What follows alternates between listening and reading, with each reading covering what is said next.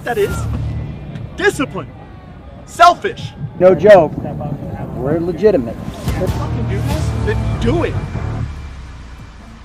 Do it 100%, because I'm trying to. We recognize that we are limitless.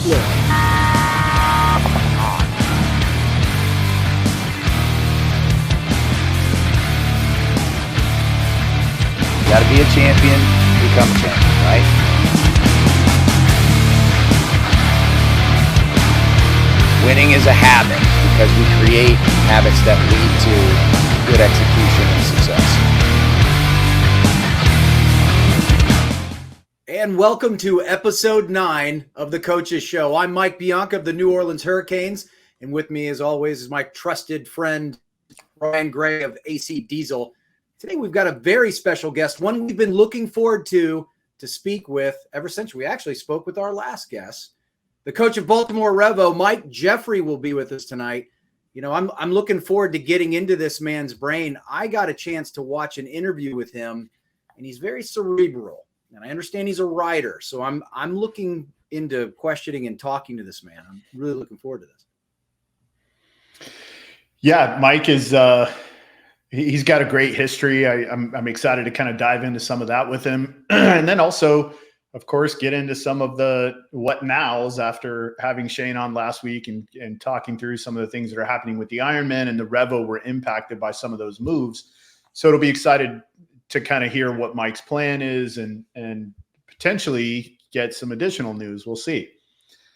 So first, before we do that, let's talk about a couple of the moves that have occurred since Shane was on. So the Ironman did, in fact, pick up Mitch Finley. So he kind of alluded to that. He said that Mitch was going to be trying out. I guess that didn't happen. They just went ahead and picked him up, which is great too, because when you and I and Shane were talking after the show, the one hole we kind of saw in the roster there was a 3. The dedicated 3.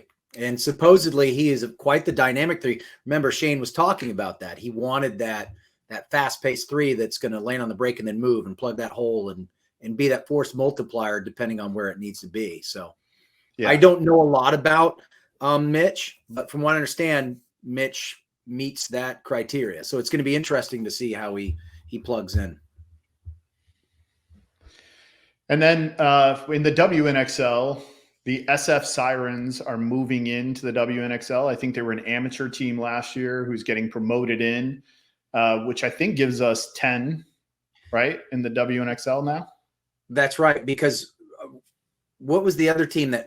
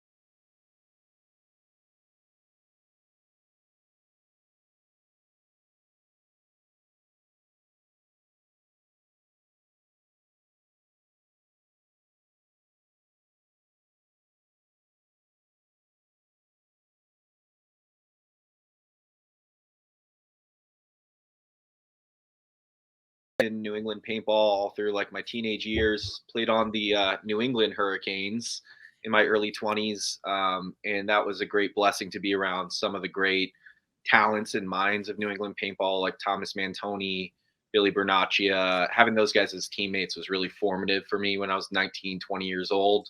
And then also made some great friends who continue to be, I think, some of the best players in the world, and Benny Carroll and Matt Tarula.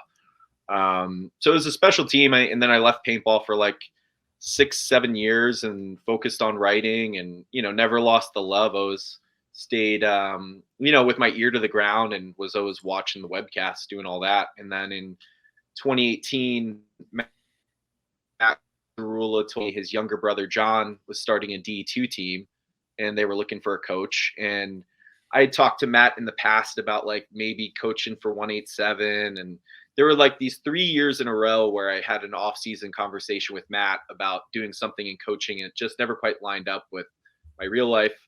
And then 2018, it was just like finally, like work-wise, relationship-wise, everything was like, I can do this. And it felt good to go into like a D2 team with like Noel Tran, who's he coached 187, one of the best guys in New England. Mm-hmm. His mom actually is having a tough time. She got hit, and hopefully we can drop the link in an Instagram. They have a GoFundMe. His mom got hit by a motorcycle in Vietnam, and they're trying to get her out of the country. It's a sad situation for one of the best guys I've ever met. And he was on that team in 2018. And so coached them for a couple years, and then went back to the New England Hurricanes, semi-pro, moved to LA, had some back and forth. Breakup of the New England Hurricanes in 2022, I guess that was. And then last year, my friend Benny Carroll hit me up a week before Texas saying that Baltimore Revo needed someone to help coach. So that's how I fell into this situation. So then you started coaching Baltimore Revo at the second event of last year, so the Lone Star. Yep, second event of last year. It was just Benny hit me up. I think it was the week before practice, and he was like, "What are your plans for Texas?" And I had coached a WCPPL team earlier that year. The fall previous, after the New England Hurricanes broke up, I did one event on the media side with actually Vince, who's on the show. Mm-hmm. We called the Chicago semi-pro event, doing color commentary. So I'd been sort of trying to figure out what paintball was going to be for me. I was also going through like kind of a crazy time in my personal life. And, sometimes a good time. And I was like, I had some questions for him. I didn't want to kind of jump into a situation where it's like, you're the perfect scapegoat as the new coach on a team that's in a rebuild and struggling. And it's tough to call plays and lines when you don't know everyone on your team. And I was going into that situation only knowing Benny. So I showed up at that practice kind of like, I'm going to go in here and watch and find where I can add value. And that might just be scouting the other team. It might be one little suggestion here or there. But I knew I wasn't going to go in with like any sort of ego or attitude, or like going in there like I need the clipboard, or I know what's best. I had a ton of respect for everyone on that team. And Tom Four, who is the owner and sort of was the one intending to go and coach, he just kind of kept sliding responsibilities my way as the weekend went along, and kind of me connecting with the group. And he and I had an immediate really good working connection. And so I remember we were practicing Dynasty and NYX in St. Louis, and we're getting toward the end of practice. And I was like, so Tom, like, who's holding the clipboard at the tournament? Like, we have to decide who has the marker. You can't split marker duties, as you guys know. Someone has to have final say. And he was like, yeah, we're going to work together. You're holding the marker. So I was like, all right, I'm with it. I told Benny a week before that was exactly what I did not want to do.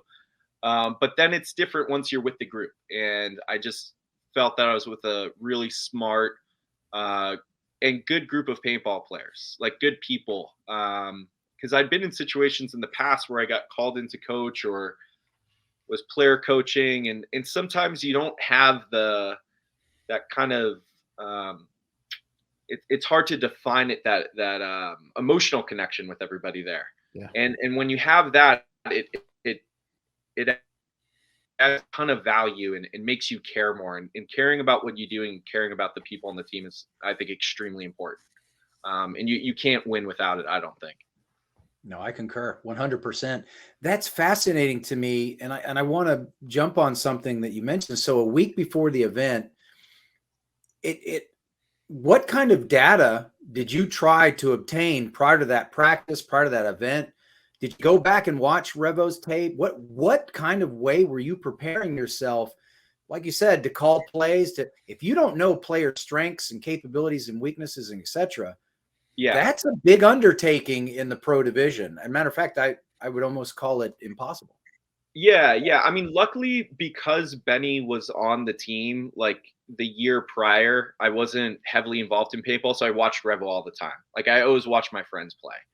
So me and my friend Tyler Sinclair, we both lived in Los Angeles. Neither of us were playing or coaching or doing anything. So webcast weekends, the games. So I always kind of knew Revo as a team. Matt, and before that, Matt Derulo played with him. So like Henry, Steven, those guys I knew, they've been on Revo forever. I didn't really have to like study their game. Benny I've known for 15 years, didn't have to study. What was a challenge was like obviously going back and watching the first event, seeing how they did, and like guys like Caleb Abel, who I wasn't super familiar with, who's really talented. Sean Saucedo had to get familiar with. Silos I was familiar with because he's bopped around and really athletic player. You kind of it's not difficult to see how to use a player like Silos.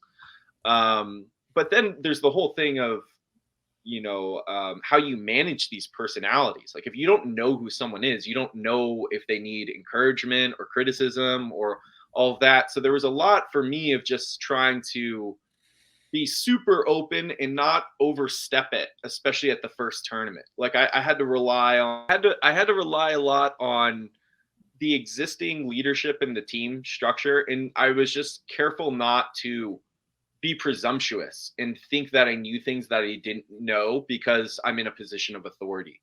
And also I wasn't even really like the head coach. I was calling the lines and plays, but to my mind, it's like, this is Tom's team. I'm assisting Tom's team in whatever way I can. And I knew the limitations of only having 1 week with the team. So that first tournament, like, I had criticism for people, but I'm not going to like get in a guy's face who I don't really know. And then by the time we came to Philly, it's my second tournament. We had like some really shitty, selfish play. Like we had to have a team meeting, and then I called some guys out because it's like we're 2 tournaments in now. We're fans. We've traveled together. We've lost together. I care about this. I know I'm putting the work. Now I know I can hold you accountable. Because after one tournament, I felt like there was trust there. I trusted them. I felt some trust from them. You just got to trust your instincts as a coach, I think, more than anything. Kind of feel the like vibration in the room and know what needs to be said. Say the true thing, even if it's uncomfortable.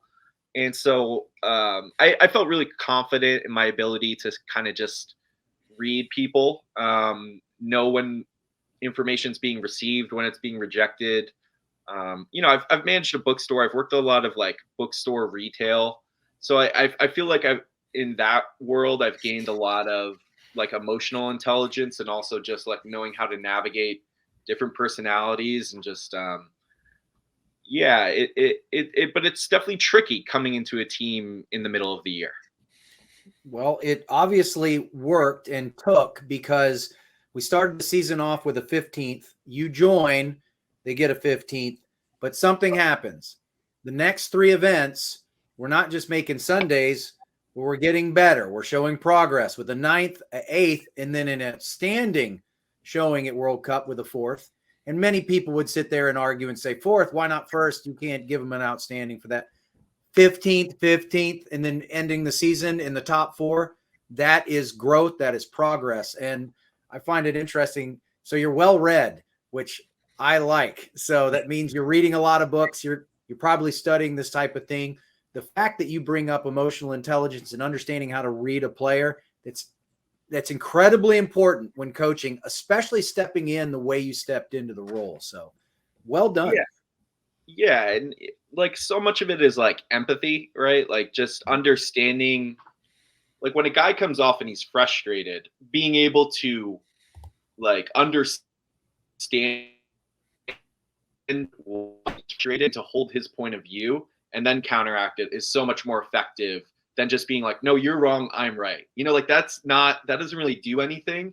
And sometimes people do just need to be like told that they're wrong, and they are, but you can make a way better argument if you're able to step into someone's shoes and see both the flaws and the strengths of their argument and acknowledge those strengths and acknowledge that sometimes people are wrong. Sometimes I'm wrong. Like I try to, and that's like a big thing for me is I like to invite criticism. Like I want someone to tell me they don't like my idea so that I can defend it. Because if I can't defend it well enough, then it shouldn't be the idea. Like I don't really go into things like, I know the most about paintball. Everyone needs to do exactly what I say. I've looked at this layout. I know exactly how it's going to play. And if everyone just listens to me, we're going to win. It's like, no, feed me information. And then through that, we're going to end up with a better idea. And that's in writing. It helps for that too, because so much of writing is like putting your writing out there and getting rejected, right? Or sending something out to an editor and they want to like kill some things about it that you really love, or being in a workshop and someone is questioning you in a way that's like tricky to navigate. And so like I developed a thick skin in this like different realm that's like very applicable. Like I hate losing, but it doesn't like, it doesn't feel good for someone to say like, you're an idiot, I don't agree with you, but it's not going to make me think that. Trust me. I'm right there with you. Several years ago, I started a blog and I was convinced to get my thoughts down on paper. I'm like, why would anyone care? And two, why would I give so many people the opportunity to destroy me? And, but you know what? It's been incredible. It's been incredible. I've really enjoyed doing this. And of course I get to hang out with guys like this guy and learn stuff. So, it's not all me. A lot of it's stuff I've picked over the years from different coaches and great influences. But something you said, I do something very similar. When I see a player do something that maybe I don't agree with or I didn't think was the right maneuver, I ask those questions. Walk me through your thought process. Help me understand what was going through your mind when we made this decision. And that way they can defend it and I can work with them to make them that much better on the processing speed. So, and maybe my thought on it was wrong and theirs was right, but anyway, I like that approach. And it's nice too, because you can kind of tell when the guy is sort of like pushing away from the truth or sort of trying to justify, like starting to understand that they made and trying to justify it and feeling that they're not able to, like starting to just comprehend that it's a mistake. It's super effective. And then you have those players that sit there as they start to explain it to you, they start realizing, that was dumb. I love how they do it themselves, right? You let them teach themselves, right? In a lot of cases, but I'll shut up now. Ryan, hit it. No, that was great. I think so far what you've said, like it makes perfect sense about going into a group not heavy-handed, right? I'm normally the other way. I want to kick the door in, here I am. Here's what we're going to change. And, you've been 15th place. You obviously need to listen to me. So I go in the other way. So good on you for not disrupting the chemistry that the team had already built and coming in and adding to it instead of deterring from it. So it's great job on that. But sorry to interrupt, but it's also like who you are as a person too. You know what I mean? Like that's not me. If I did that, it wouldn't work. Not because that doesn't work, but because it's not. Sure. You know what I mean? So like so much of it is bringing the truest version of yourself to the leadership role. Yeah, certainly. Yeah, I'm probably a little more heavy-handed coach anyway, but so let's talk really quickly about kind of what's happened so far. So you lose a couple of big names to the Ironman. And it looks like potentially one more. I don't know. I saw a thing on Instagram of that's one of your that players. one's a joke. That third one, yeah. Okay. It was a joke. Yeah, I woke up on New Year's Day nervous. Right. That one would have been the slimiest way to leave of all time, but that's a prankster, Mr. Weaver out there. Yeah. All right. For those not in the know, Mr. Weaver posted on Instagram wearing an Ironman jersey saying, new challenges, new beginnings. So that was So that's his jersey from. That was his jersey because he was on the Ironman for a year after Boom died. He went over there and they barely played him for a year before he went to Energy. Elliot did. So it's his old jersey that he gave to his buddy, and then they're hanging out on New Year's Eve. He's gonna be pissed at me for blowing up his joke a little bit, but popped it on, gave everyone a scare. But it's actually been interesting, So you mentioned we're going through some upheaval, and Henry and Steven started that team. And so losing those two guys, it's one thing to lose guys, but to the guys who kind of started the thing. And, this is my first off season in pro. And so it's a very different thing than from semi-pro, where it's in semi-pro, you kind of have your guys. Maybe you bring up like a kid from D2. Maybe there's some pro guy who just got relegated that you can get. Pro, it's like parts are moving everywhere. There's way more financial consideration to take into account. With this, it was just like, I don't want to put words in anyone's mouth, but I understood Henry's reasons for leaving. I think paintball divorces are very rarely clean. So it definitely stung, but then it's immediately like I was over that. It's we have to keep what we have now together, because suddenly everyone looks around and is like, are we on a sinking ship?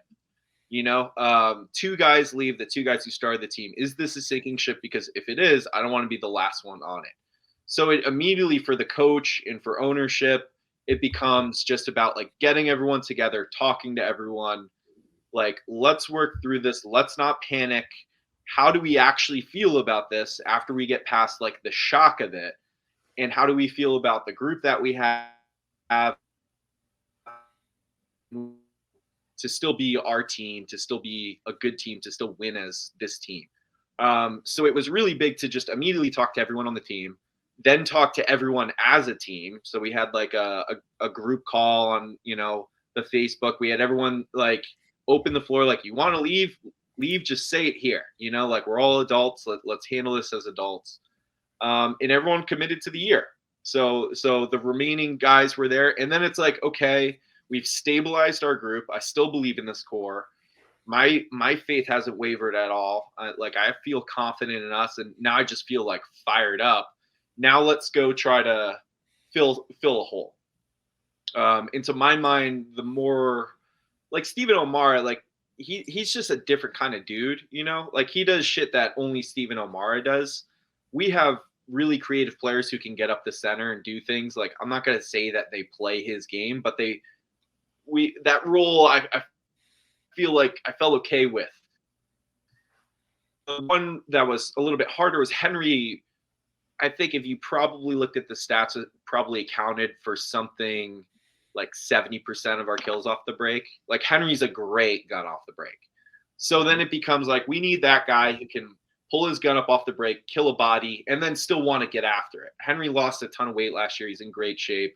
Moved really well after he got over his injury. So to my mind, it's who's available? Who would I talk to fill Henry's spot?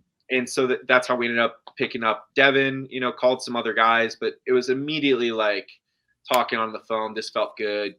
Watching the tape on him, having a guy who came from a winning camp, but then is super hungry to prove himself as an every down player. It just felt, everything about it felt really good. So I was really pleased that worked out. I'm super excited to get him on the team. You should be. He fills that role very well. And we were talking about, Ryan and I were talking about that offline, about how that was an excellent pickup. And I'm sorry, Ryan, you started to say something. I didn't mean to step over you.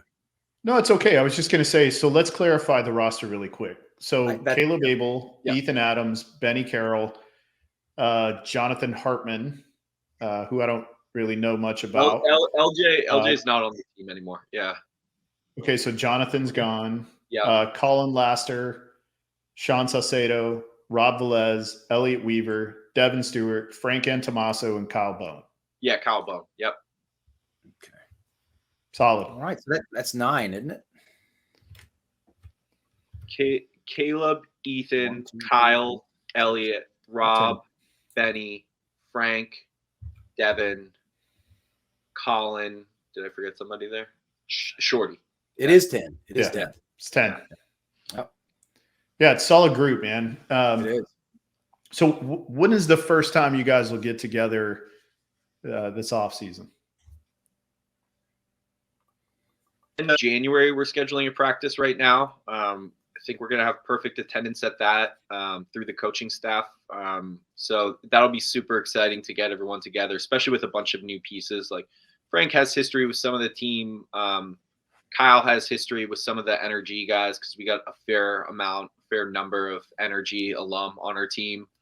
But yeah, it's super important when you have off-season changes to get everyone together, certainly before the first layout practice, and just kind of, and it's also my first full year with the team too. So it's exciting. Like we had a couple conversations going into the last 2 tournaments of the year of wanting to put in some more complicated code systems. And I'm sure you guys have run into this. Implementation is super important and you need to be able to practice it. Like it's very difficult to put in like new code concepts at the tournament and have perfect adoption. Mm-hmm. So it's really the layout week. It's, if you want to get codes in, you got to have them certainly on Sunday, be practicing them.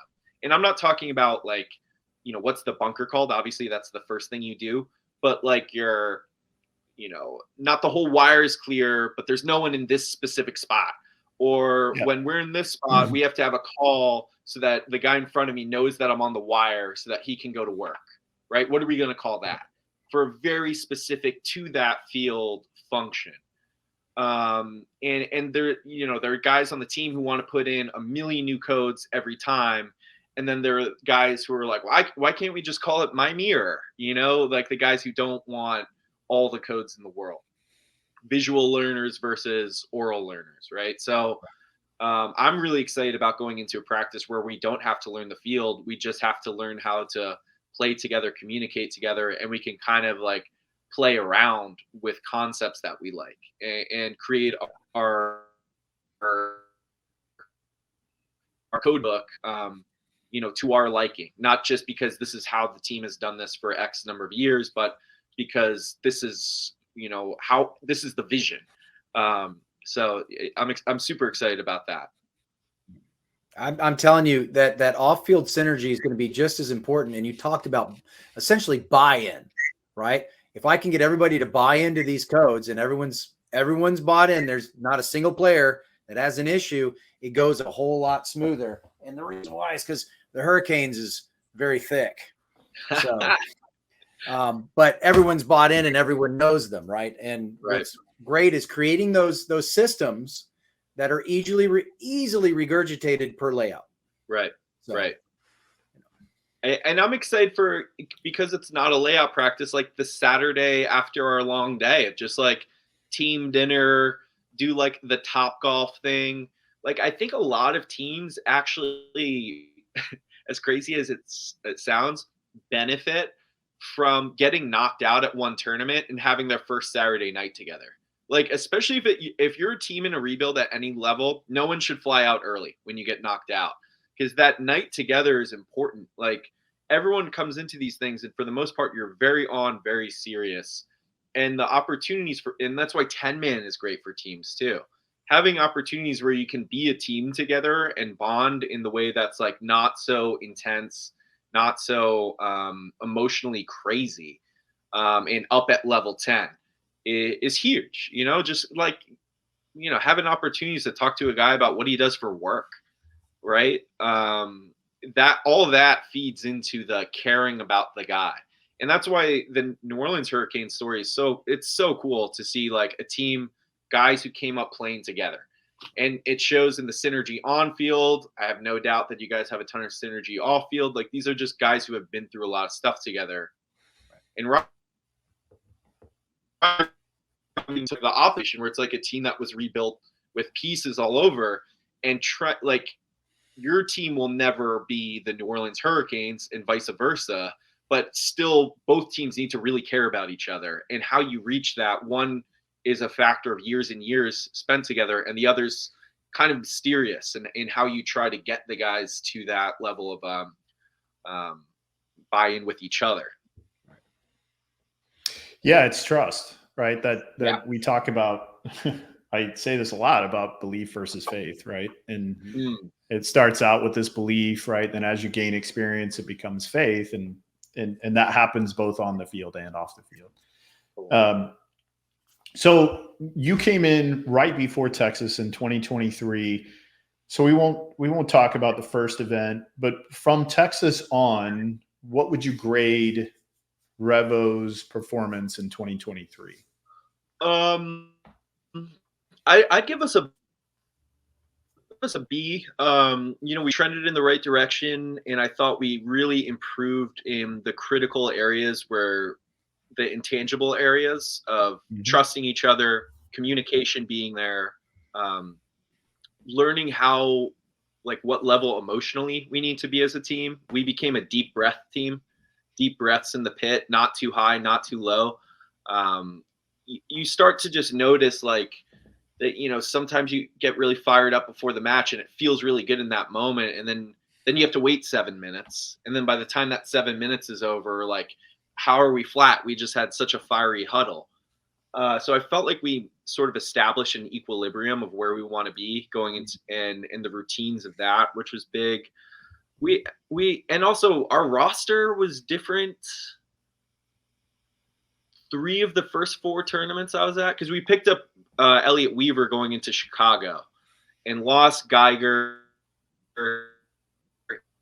and going to Chicago. So it was shifting through the whole season, but Chicago World Cup, I felt like we really became a team at those 2 tournaments.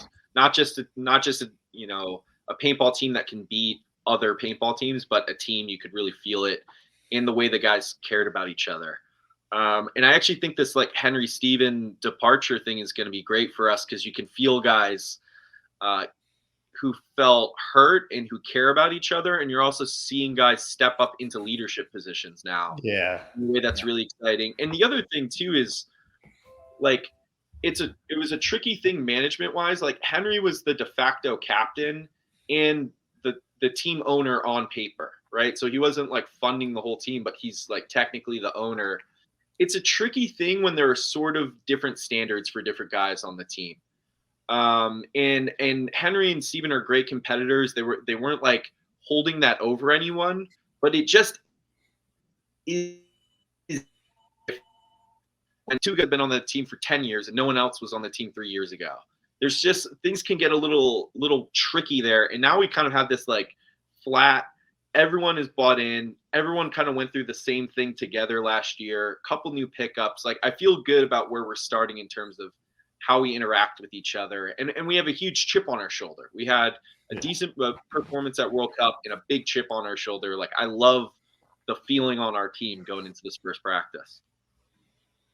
You certainly have that momentum, right? And that those negative things can create a very positive momentum for a team, much like Revo. And you kind of took the words. My next question was going to be, so who's going to step up? Who's going to fill those leadership roles? Are you starting to see that start to morph before you even had the first practice? So that's gonna be fun to watch. Yeah, you can feel it just in terms of how guys respond when you talk to them on the phone.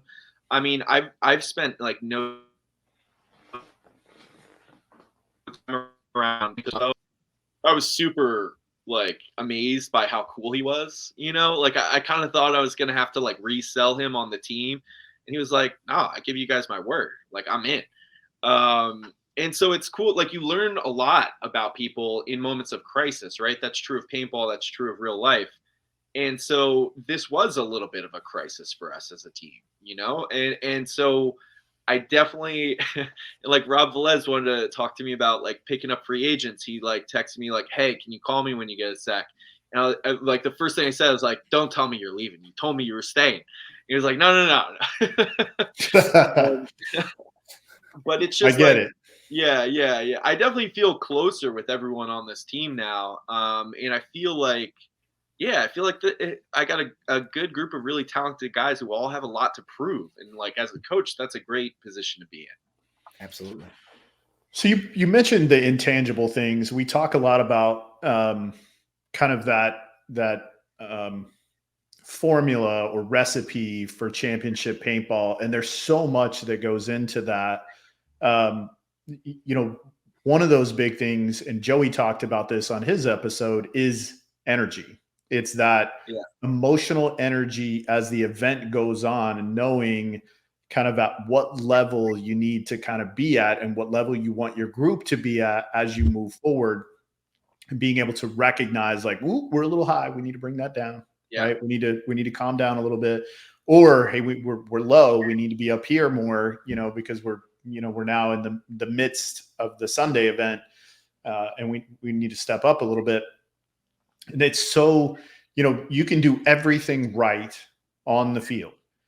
And if things get off in the pit, whether it's energy or a player who's not getting to play, and so they're kind of pouty or whatever the case may be, it can throw everything off. Everything. It can literally cost events. So I love that you're recognizing those types of things and how critically important they are, because it is a recipe for either success or failure. If you allow your group to get derailed kind of from where they need to be, both, it's those three pillars, right? It's the three ends of the triangle. It's the physical, the spiritual, and the emotional. You want to find this real happy medium, right? Where they're all kind of in it. But then understanding too how to progress it through the event and at what point and what level you need to be at. So that's really important. And to be able to kind of see those things after only 4 events, I mean, you're very intuitive from that perspective. So, well, and I had huge help because Tom Four is an incredibly intuitive person who understands a lot about human behavior and what's happening and naming it. Opie Logren, who's really close with him, old school dynasty guy, close friend of mine. Like he and I work together super well, and he's another really intuitive guy who just really understands what it takes to win, and just always being about team. What can you do to help the team? Zero ego. I admire that guy a ton, and I think he brings that out of people. Like no bullshit. Like help the team. We failed there because we failed as a team. It's just team with Opie all the time. And then Colin Laster, who's a rostered player, another just like cares for the team and can recognize what's happening with the group. And all those guys have my ear, and all those guys at one point or another have like said to me, this, you got to talk to this guy, or maybe now's our time out. Like they all, it's a group effort, right? Like we have a coaching staff. So you mentioned that earlier, and I was going to ask. So what is this staff? Who's on it? What are their roles and responsibilities? Yeah. Walk us through that, because I'm already envious. Yeah. So Tom is the owner, but he's in the pits. That's Tom For a lot of paintball knowledge. And he doesn't want to be the one holding the clipboard, but he will come in with like, I think we gotta get wide. He's got a really funny accent. I love imitating it. We all do. Or he's like, we're not playing sticky enough. That's what he calls it, getting sticky. But he's always paying attention and seeing the big picture. Opie Logren, he and I work together close. And like when you get down to it, he's the guy I go to when you have your little conference. Like, I don't know about this, or I think we got to sit X. Maybe we should give this guy a shot. Like I'll bounce so much off Opie, and I trust him like so fully, and he's not biased. Like he got pulled into the team randomly I did in Texas, where he just hadn't been around paintball in a while. And he and Tom Ford are close, and he just came out to the event to like say what up to the Dynasty guys, and then got pulled into it. And then, like me, felt a connection with the group. Like people will ask him, like, why doesn't he just go like help out Dynasty? And he's like, fuck that. Like, I want to beat those guys. I'm a competitor. Like, he's in it for this group, which I love. And then he didn't come to Philly. And going into Chicago, I told Tom, I was like, we got to get Opie at Chicago. We need Opie for Chicago and World Cup, because I could just feel like he elevated me. Like we talked before about inviting disagreement, being able to talk through things. Opie's my guy for that. I can feel myself being a better coach when I talk through things with Opie. And so I just feel super blessed to know him as a person. He's a great dude. And then working with him is awesome. So which one of is this your sheet then? This thing? Yeah, that's me. Looks insane. All right. So this is a much more traditional way of statting. I tried to kind of make some sense of it. So I gave up, and I'll just let you explain. Yeah, so basically the way I like to go through a sheet, and the reason why I like statting is the word you use this way rather than the blocks that everyone likes to do. Those you get, like, it's way easier to see a percentage right away. I find that my brain, I find it difficult to translate that into an image of what the breakout literally looks like. And I don't like straight heat maps, because similarly, those become like so busy so fast. I know that this is very busy, but I was going to call you on that one, Mike. I'm like, I'm like, this looks pretty busy, man. Yeah, so. Yeah. But it's like, for me, I can see, like, this is the NYX Aftermath one. I can see this whole point for me here. Like, because I have my names, first of all, every player, because I know NYX super well, Kraft, Josh, I played on a team with those guys a while ago. We've practiced them quite a bit, very familiar team. And so, like, for me, I know that the main guy I'm watching for here with a lot of these scribbles is CJ, because watching their tape going into the tournament and watching them throughout the year, I felt that their offense almost always runs through CJ. When he plays well, they play well. And if you can give CJ trouble, they're going to have trouble. I wasn't super worried about Jerry Caro on this layout. He had some points, but I felt way more confident in R1, kind of playing heads up. You had to be sort of conservative over there. I wasn't worried about him getting in there alone, because I felt like Elliott would give him trouble from the tower, and that we'd be able to get out and match him over there. So for me, the big thing was, what are CJ's tendencies? He's playing out of the tower. How often is he going up into the Cobra, which is what we called that brick in front? How proactive is he being up the middle? And how are they, like, losing points? So it's like I have, the 5 players named, and then CJ, I sort of track his route up the center, and then CJ into Cobra quick, Hall into Virginia, Aftermath with the center, and they lose that point. So the other thing that's really important to me is less about taking positions, but like which positions are taken in which specific situations. So like when I watch film, especially on back events, like the things I end up taking notes for a lot are down to what's their style, or they've won 2 points in a row. What do they like when they've won 2 points in a row? Is it the vanilla, or is that when they give their switch up? Because I find that a lot of tendencies are revealed in that. Not, oh, they like snake off the break 75% of the time. It's across events, you can see the tendencies of when they lose 2 points in a row, they go crazy. Or when they lose 2 points in a row because they lost people wide, they tighten up. Or they're a team that likes, like the New Orleans Hurricanes are a team that with a 3-point lead will run snake on the break at you. Like things like that are kind of what I'm trying to see. So what I like about this is I can see the match point by point, how it moves down. and see what positions based on that. And then also things like literally tracing the doubt rep or the route depth, how people are diving in. It looks psychotic. My handwriting's terrible. My handwriting is like an area of growth for sure. It gets complicated, but like one of my like we were playing Lucky 15s, really unfamiliar team, right? They're coming from the UK, made Sunday, played really well. I just had like a little note here, like McGowan runs down Mouse. And it's not the most important thing in terms of what their breakout was, but it's important to know that McGowan is a guy who knows that Mouse is in the snake with him, and he's going to go get him. And so just like starting to see player tendencies like that, a little note on this sheet, I find it easy to see like, all right, and he ran down Mouse when they were in a 1-1 game. You know, like that's different than running down Mouse when you're down 3-0 or up 3-0. So just kind of like, I want to see what they're doing and what the moment is that they're doing it in. That's sort of what I'm trying to do.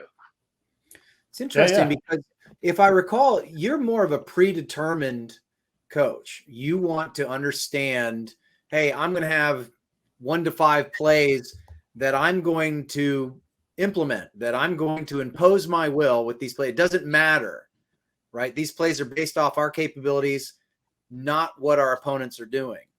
And so to hear this other side of it is kind of fascinating to me. I can see how the two marry up. So it's like, yeah, and it's also sort of like the first 4 plays that I draw are based on what I found in scouting. Right. But like particularly that Saturday into Sunday. And this is the other thing about like percentages. You have to weigh Saturday games differently than Friday games, because Friday games, people are playing a certain way. By like the last match on Saturday, that's your real scouting. The first match on Friday should not be the last match you watch of a team, because you'll get a really different picture. Everyone learns the field different. Like it's really the deeper into the tournament is the more accurate look, especially going into Sunday. So like the first 4 plays, you set the intention. I think, I don't know if I said this on PTG, but the number of times that I end up running the 4th play exactly as it's drawn with exactly the same 5 names, I want to say it happens like 10% of the time. Usually there's some adjustment that comes, but I like adjusting from an intention that's not purely reactionary, you know? So we have a concept in place that we want to, and sometimes like I'll have my like wacky center play and I'll have it as the 3rd play and I'll kick it down the road to the 4th play and I'll flip flop those. So it's sort of like, and I don't like having a binder with 10 plays in it where I have to like look through, find the one I like, see the one I like, and then pull it out and draw it on my sheet. You know, like I kind of have our 5 or 6 looks that we like more or less committed to memory. And I pick 4 variations of those to set an intention, a pathway. But, you know, if it feels really wrong, if something in the match is really changing, we're not going to run the 4th play just because, you know, I thought that's what we should do before the match started. I just think that like setting that intention starts you at a better baseline than just like, all right, next play, what's it going to be? What's it going to be? What's it going to be? I think you can end up being manipulated more easily that way. Oh, absolutely. I think it's very easy for you to set a pace.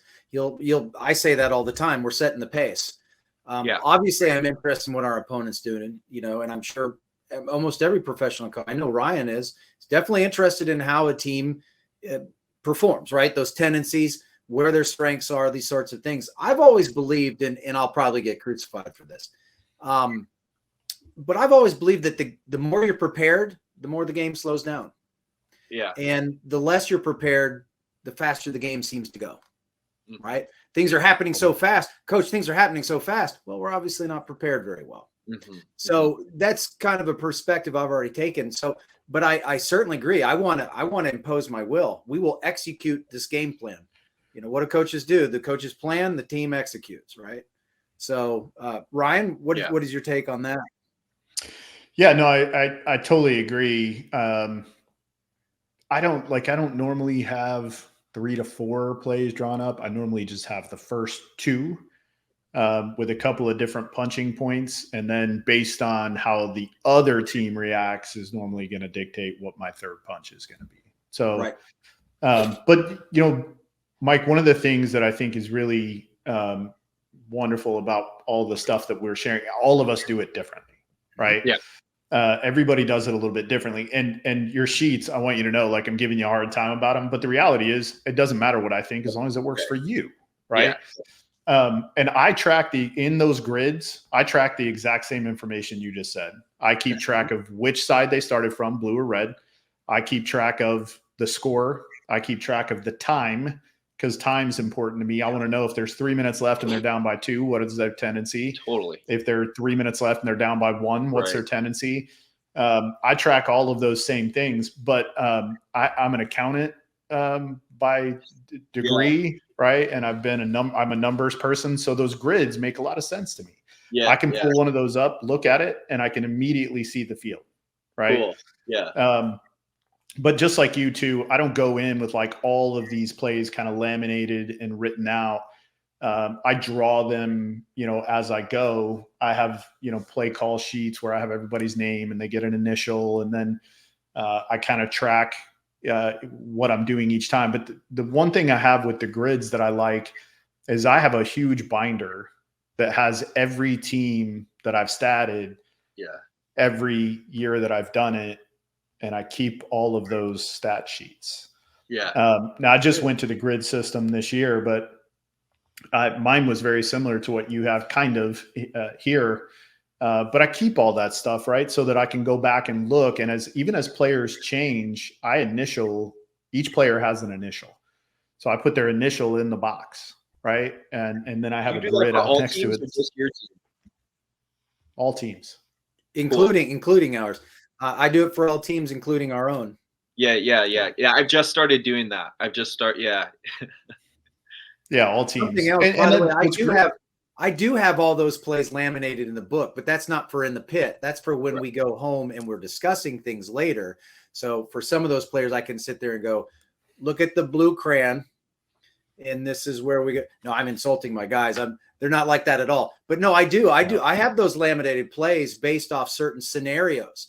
And those are just for reference after a match. But like both of you, and since we're sharing how we do things differently. Yeah, I've got those plays up here, and they're drawn out live while we're doing our things with the personnel. It's fascinating how all three of us kind of do things the same, but just a little bit different. And one last comment about your thing. For a writer, you write like a doctor, and that's why I was a little shocked by it, but I get it. It makes sense.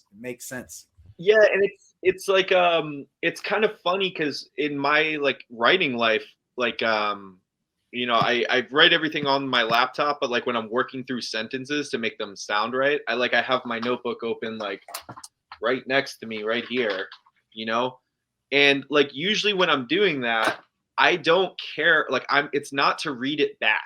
I'm just trying to work through a sentence. So like I got in the habit of really just scribbling, and it's just straight brain to page to try to work through a very specific situation. I'm never going to go back to it. It'll exist in the Word document if I need it. So it's just like I got in this habit of my handwriting's always been bad. I shouldn't act like it was just this, but like I know that a lot of the haste to try to work through an idea, and I'm not worried about legibility at all. Unfortunately, here legibility does matter. So it's like, going into World Cup, I was working on it like in my journaling. I was like, I'm gonna write better. I got to be able to do it. But then when you have the like pressure of the match, it's like easy to revert back. Like that's the tendency in myself that I'm trying to correct. Working on it this off season. Excellent. Okay, so I'm going to bring this other thing in so you can explain it. And anybody who's listening on the podcast, these will be on our social media, so you can go grab them there, so you can see what we're referencing. So this is one of your notepads you sent me. So you have to tell us what's going on here.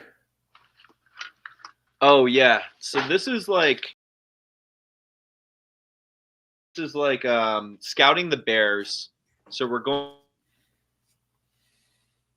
to Saturday, and did we play two? All I know is we were 1-1, and we really needed to beat the Bears to give ourselves a good shot to move on. We lost our first match to Aftermath. We snuck by the Saints, which was like we won by 1 point. So it's like we're in a spot where it's kind of our make or break match. This one with the Bears, right? The team's not feeling great. Our margin should be better. We should have blown out the Saints. Like, how do we work through this? So it's like you really want to come out and beat the Bears so that you go into NYX. That was our fourth match, where you're in a situation where if you win, you move on to Sunday. You don't have to worry about margin, all of that. And because of World Cup that extra day, I think we just played the Bears on Friday, and then we just played NYX. So we got to prepare for one match with a lot of time, which is great. Afternoon set. So this is just kind of like I'm calling my first 4 plays and just giving my notes on like how to beat the Bears is what I'm saying. And I chose this one too because like sometimes I'm just like feeling it and being a little bit of a nut. So like it's like, what do I say? To beat the Bears, let's give the back center trouble, contain Frank and Liv. Get Steven Shorey going up the center, keep our cool. We will win. You know, like just intention. And then that's my favorite part, by the way. Right? Yeah. Manifest it, make it happen, believe. Yeah. And then I'm drawing plays. Like I'm just doing it with names and spots. And then imagining what my first 4 might look like. And this is the night before, so I can be really messy. I'll translate it to my grid so that guys can see. And I have like Rob Snake Zone. I remember that was the point where we didn't play Rob, or he missed most of practice, but it was definitely the intention. Let's make sure we get Rob Velez going. We're going to need him if we want to go deep in this tournament. So first point on Friday, the first spin is the 1. Elliot 3 into Virginia. Steven, Virginia into Cobra. Henry 3, D-Way, Benny D-Zone. D-Zone is like what we call our 2-4. And so like pretty vanilla breakout, but it's like Rob in there. And then from there, I think this was what I imagined my second play would be, which was a Caleb option, Elliot going Virginia, Henry doing something, Benny to a rocket and up, and then the question mark. I draw another play after that, my third one, but then I decided I'd like the order different. The play I came up with third, I figured in the sequence, I actually want this one second, which is Caleb in there, a Steven to Mexico. That's Steven up the center a little bit. And then fourth, most of this, like I can see looking back on this is have a personnel bench problem that I'm trying to work through, which is how do I get Rob going in a spot where I think he can succeed without throwing off what was working and what guys need to kind of get going. So it's like, how do I give him an opportunity to be in a rhythm without making that my sole focus? So for me, it's just like, who are my 5? Where are they going? Where does it look like we're not doing exactly the same thing, but we're also not getting like too out in the weeds? Because this was like, we've played 2 matches. We're starting to see like, this is shortening up. Like you really just want those 5 bunkers where you can live a different wrinkle here or there, but it's not going to be so much about throwing crazy looks at people. But I want to have eyes deep into the tournament of all the guys I'm going to need to win the tournament without getting caught looking down the road. So that's like kind of the coach's job, right? Of like, you know, you get into and most teams are playing only 5-6 guys at that point, but you can't, I don't know. It's so hard. That's to me, one of the hardest parts of coaching is balancing stamina and keeping hot hands on the field, giving guys opportunities to play well versus like going with your gut, who's going to win that point right there. That's like, and all your players, they just want to play. So managing expectations with that, you know, shutting down bad attitudes, having difficult conversations, related to that. It's a challenge. It's one I love, but it's like one that is never easy. Yeah, I don't think any coach gets to the tournament and is like, I know exactly what I'm doing with all my personnel all the way through, and it's going to go according to plan. Never. Yeah. Never. No. Yeah, that doesn't happen. I don't think. And if anyone says it does, then well, they're lying. I do believe. So this sheet I do something very similar to this, by the way. I will tell you, and I was going to share this with Ryan as well. The night before I do this, I play a game in my head and I write it down, and it's usually the first 2 to 3 points. Yeah. But I want to be clear for the listeners. This is so you've statted 2 of their games, right? Which were kind of discarding the Friday game or the first game that they play. So you've scouted 2 of their games. You're going in to play your third game and their third game of the tournament. Yep. You've watched video. You've now gone back to watch the video and tied it to your stat sheet. Mm-hmm. And then you're penciling down your thoughts on how you want to. This is like pre-team meeting, I assume, right? Yep. So you're penciling, like, here's what I want to talk about in my team meeting. Here's how we want to attack the Bears. Here's why we want to attack this way. And this is you just putting your thoughts down on paper so that when you have that meeting, you can stay on task. Yeah. Bingo. Yeah. So this is even like the pre-meeting sheet, like my meeting sheet. Like, I don't know if you guys can see this. It's really just like a specific agenda with like one sentence for each. Like we're going to talk about this. I like to give everyone the agenda right at the start. Like, this is what we're going to go over. Because even this, like, it's my handwriting, but there's still a lot that I have to look through to see it. And the first 4 plays, to my mind, it's not what all the players need to know. Players need to know the vision of how we beat them, what we need to improve upon. Like a me and Opie conversation. And the meeting tends to be like bigger picture. Like, what do I have here? Like meeting, visualize the podium. It's all about the Bears today. Like, visualizing the podium, like we're going to win this tournament, because I saw there was like a faith, a buy-in that we needed to have. And then from there, it's all about the Bears, so kind of both. Embrace adversity. They like the pocket. They will try God, especially Caputo, with a lead. They start mixing in 10 runs, the Dorito one. And then I have a note to myself, personnel. Benny, I want you a little bit more proactive. Steven, I want you more proactive getting up the gut. Shorty, be ready for Mexico looks. Rob playing a short one. Be a teammate.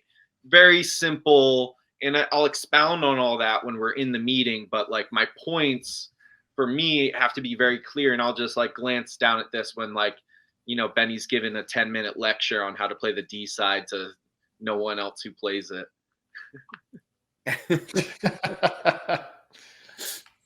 Get an insight into some of the personalities. I love it. Oh yeah, I love Benny. He's a great player. He learns by teaching. He loves to teach, and he's a great teacher.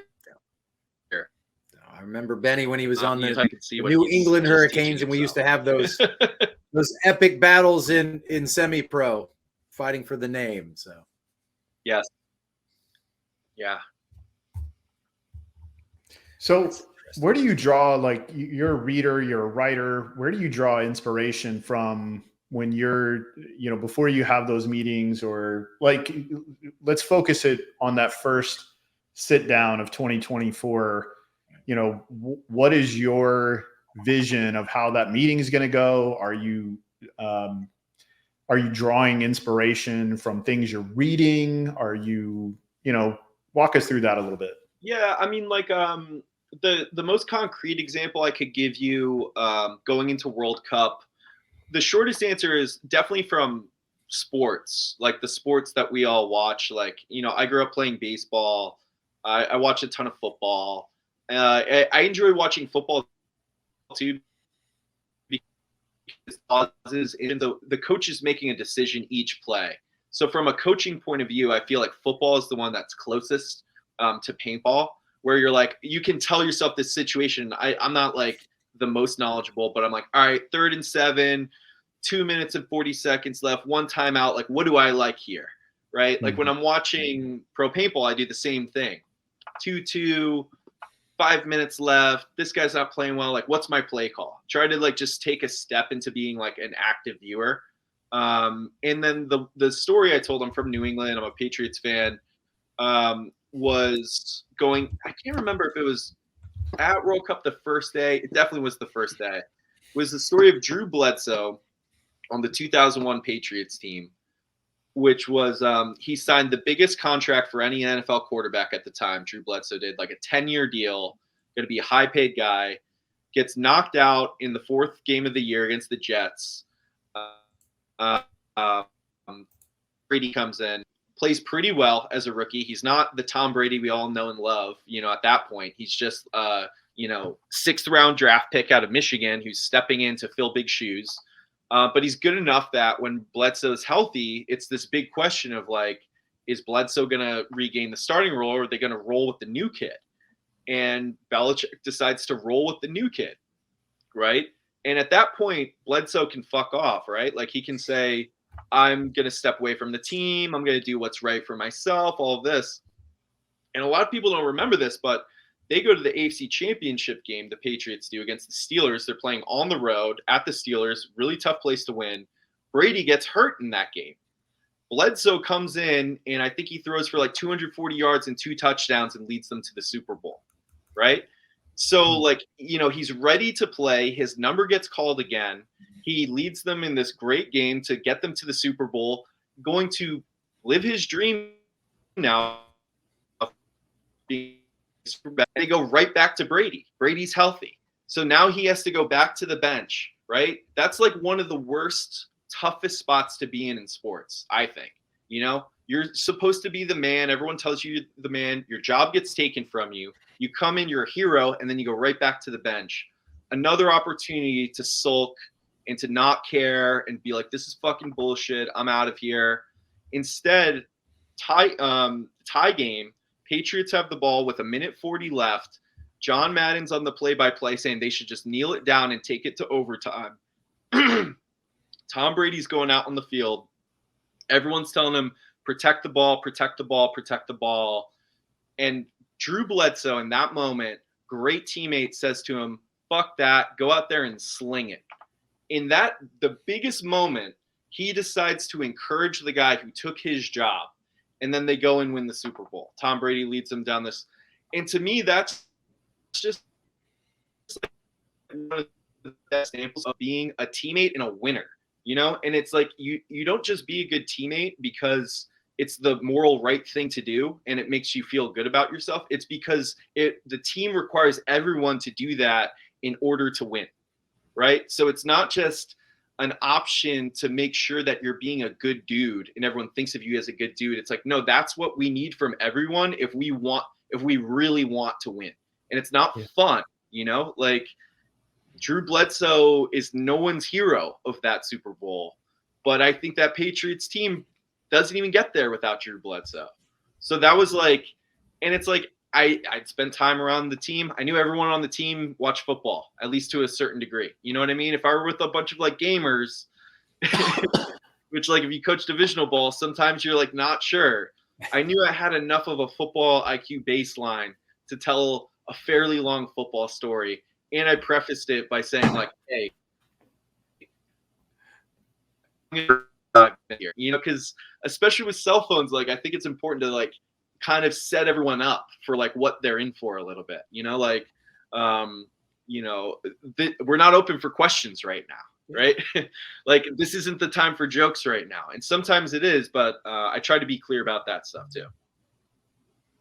It's valid. It's good. Yeah, I love it. Valid.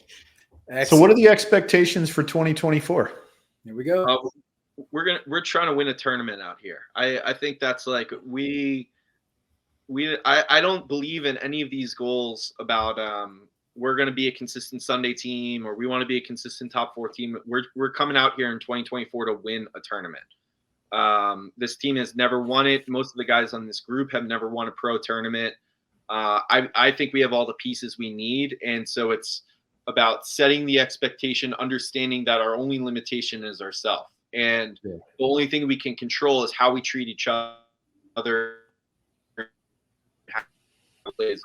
But I think, you guys talked about like getting into the psychology of the stuff. I really think that the winning programs of the past and players that have been on those programs have a significant psychological advantage that's often reinforced kind of implicitly on teams of, all right, once we check all these boxes, then we're sort of allowed to win, or now we're getting close to being a winning team. And I don't buy the incrementalism. Obviously you need to have the talent. Everyone talks about like the experience going deep. It's just like those matches come down to 1 or 2 points, and either they're going to break your way or they're not. But like Dynasty shows up at every tournament and they believe they're going to win it. And I think that, of course, they have so much experience. Of course, they have talent, but it's them showing up like this is what a good tournament is, and there's everything else, and everyone else knowing that that's where they're coming from is a huge advantage to them. So that's like kind of the thing with the team that I feel like as coach is sort of my responsibility to just like build up all the time that like there is no limit for us.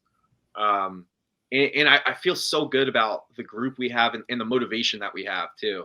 I'm excited for the year, and it's just work. You got to work harder every time. Like people wanted to say like congratulations because we got fucking 4th place. It's like, no, man, that's 4th place. We like that felt okay. We got to work harder. We got to not have the adrenaline dump after we beat Damage. Like that was kind of me and Opie's note. Like we won in this dramatic way, and then it's like a come down, and then now it's the more important match. The more important match can't be the come down. So, there's always areas for improvement, but you try to give yourself the best opportunities, and it's definitely win a tournament. Yeah, that's the goal.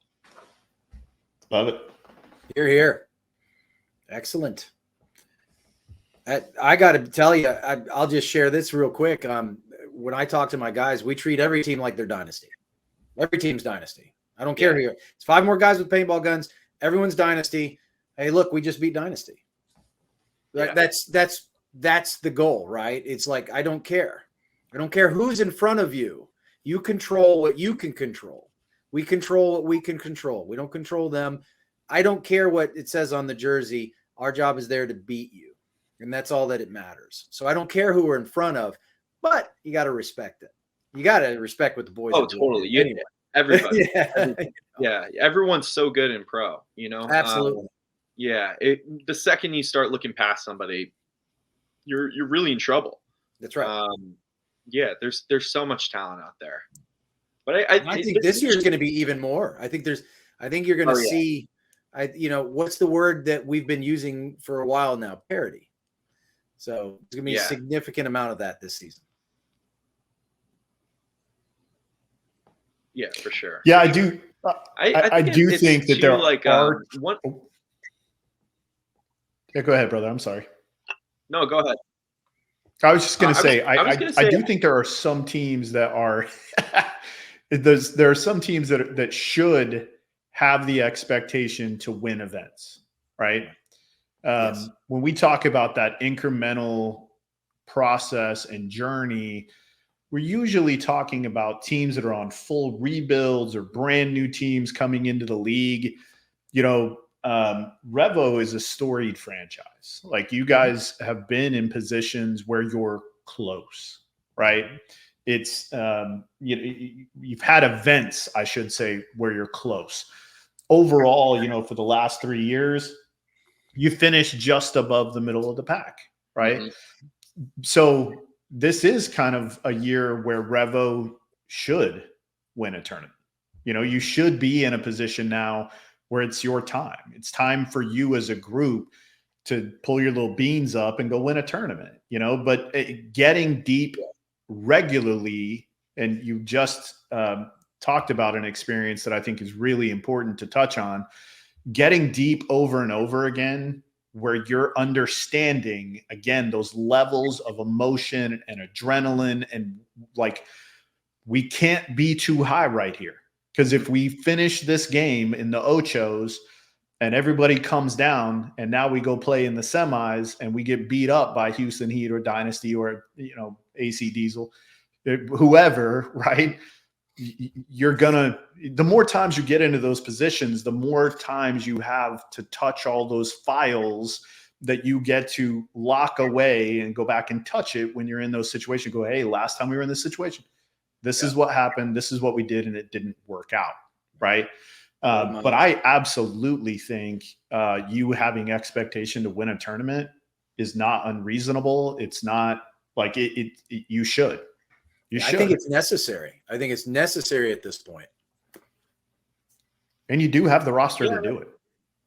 Yeah, I completely agree. And I just think about like, there's sort of, there can be like these undercurrents of like when we talk about belief with teams, I think it becomes more real the deeper you get into a tournament, right? So it's hard to believe that it could be real that you'll win the tournament if you've never played in the finals, right?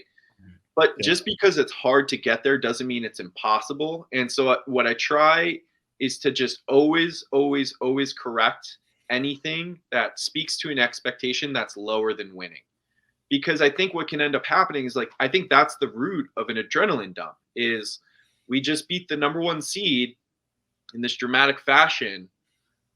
I thought we might, like, I told myself that we would. And now that we have, it's actually very exciting. And I realized that, like, there's this relief and this doubt, and no one thought we were going to do it. And there's this crowd reaction. Yeah. So there was the secret doubt that was overcome, and that's great. But the goal is to bring that, like, doubt thing and eliminate it so that it's not a surprise when we're playing in the finals, right? Of course, like, the team's never been there, so the pressure is going to be higher. That's fine. But having the expectation that it's like, now the goal's not done because we made it farther than we've ever made it before.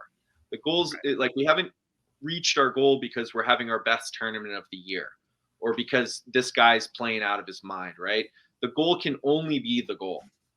So I remember there was a moment, like, in a huddle, I can't remember which Sunday game it was, where it was like, Henry was like, we've proven that we're a top 4 team out here. And I was like, fuck that. It's one or nothing.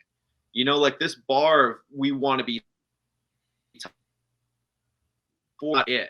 Like, there's a logical part of me that knows, of course, you want to be a top 4 team. But I think when you're speaking toward your goals, it has to be, one is it.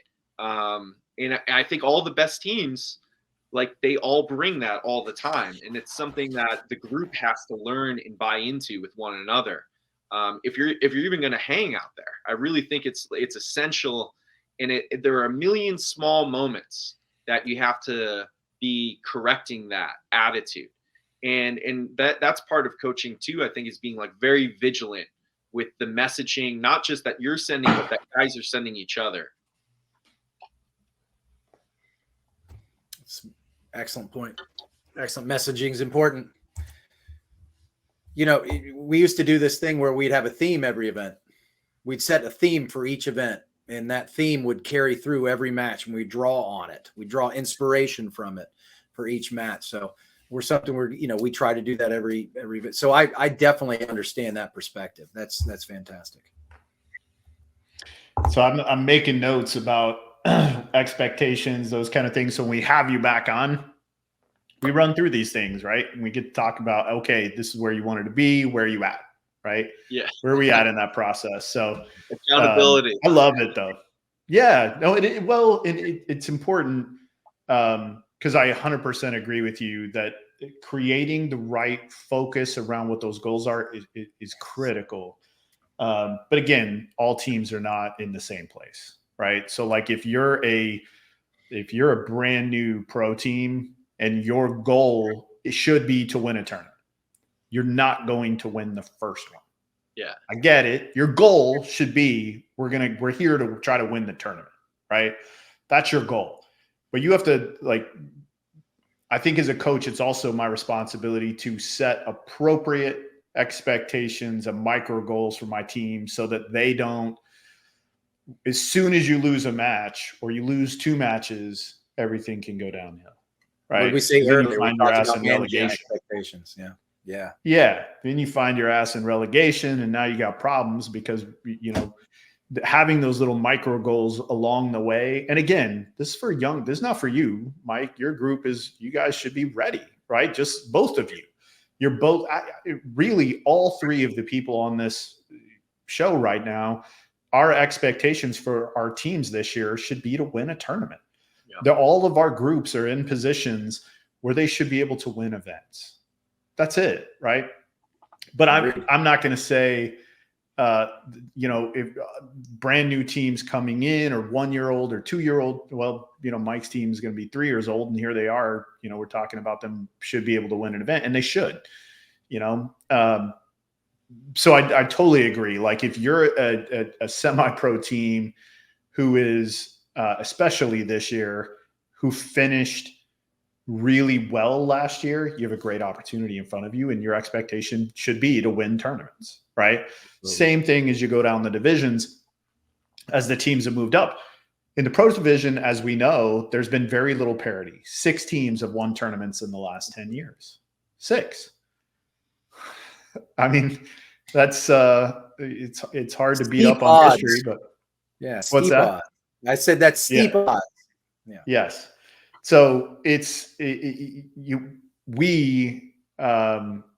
has to be a change soon, right? You would assume, as these other teams are getting a little bit older, but it doesn't seem to be slowing them down. And they seem to just keep getting smarter and keep getting better. And, but that's also really exciting, right? Because as they're getting better, that means we have to work twice as hard, 3 times as hard, because they have 20 years of experience, right?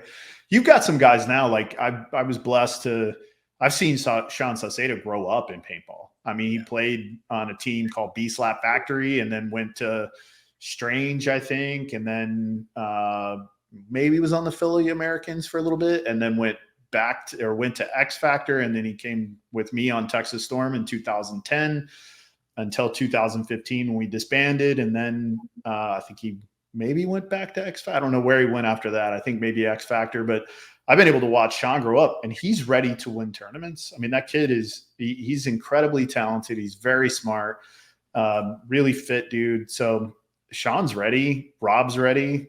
Elliot is so mature for how young in his pro career he is. Caleb, same way. He's ready. Benny's ready. Like, you've got guys on this list, dude, that you should be talking about winning tournaments. Yeah. Period. I think you touched on something important there too, in terms of realistic goals, is like, you can't lie to your team. You believe it's possible, right?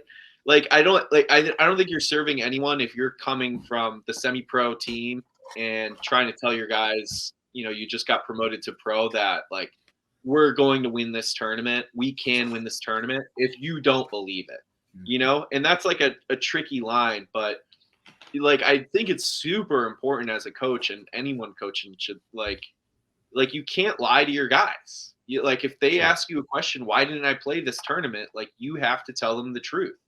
And if you don't believe your team can win that tournament, for whatever reason, like, either you should not be coaching, or you need to set a more realistic goal. But you can't just so I understand what you're saying. I think, like, I'm also just in this position of, like, I look at our team, I know we can win, and it's a matter of everyone, like, being one heart, one brain that all believes that, and then operates that way, and then operates that way in 1 or 2 critical moments, and the 1 or 2 critical points deep in the tournament that are going to determine whether it's first, 4th, or 20th. Yeah, totally. Awesome. Bianca, you got anything else? No, this has been fantastic. I've really enjoyed this. Maybe in the green room, we'll talk about some of the books you're reading. So. Oh yeah, cool. Yeah, so Mike, hang out a little bit. We'll visit with you as soon as we wrap up. Awesome. Thank you for taking the time, man. We appreciate you. Thanks, guys. It was my pleasure. Yes, sir. Man, what an interesting guy. Very, very. Yeah, I love his perspective. His perspective is fascinating to me, because it was interesting how he shifted gears very well. and that's important in being a coach, right? Being able to shift between those intensities. Very important. Staying level-headed, but being intense. That balance is so crucial, especially when steering a ship in the pro division. Yeah, and he's like I said, I think he's right on. I mean, he's got a fantastic group. I think they're ready to do some deep runs, possibly win events. I love that that's their goal because I think it should be. Yeah. And I'm excited for some of these guys on the roster too that have been around a while, and it's time for some of these guys to get some to see some of their efforts pay off, right? Some of these guys have been around a long time and not won pro events. So well, and he's got, even with the losses, with the additions, he's got a depth chart now that I think in key positions, right? You got Caleb Abel and Kyle Bowen. You got Frank Anamasso, right? Rob Velez, Elliott Weaver, Devin Stewart. You talked about Sean. And of course, I'm a fan of Ben Carroll. So, it's a team that is on the cusp and is due. They're due. A lot of punchers. Yes, that's my point. Excellent point. So, all right. Well, let's be done with it. Next week, Shallow Almeida, coach, trainer, 3-tier black belt in jiu-jitsu, played with the LA Ironman, Russian Legion, and a slew of other teams. Has a very unique training that he runs in Brazil. And so we're going to bring him in, and he's going to explain kind of how he does it. Does a bunch of stuff on Zoom. It's really interesting what he's doing. I've been watching him for quite a while. I've known him for probably 20 years. So really excited to have Shallow on. He is maybe one of the most disciplined human beings I've ever met. He also trains capoeira. So he's going to talk a little bit about how he uses martial arts and combines it with paintball. So really excited to get him on. All right, Mike. Looking forward to picking his brain, because I use my background in the martial arts as well to apply to paintball. So I plan to say nothing during this entire episode.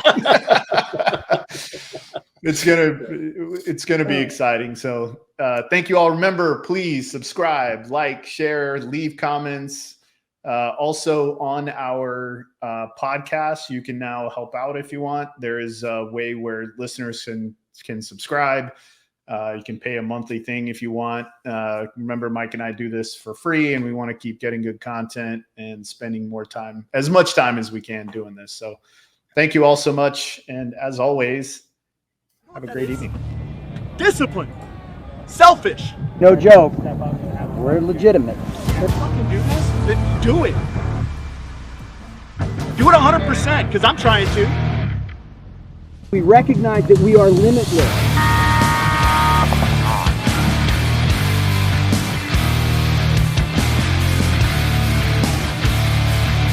You got to be a champion, become a champion, right?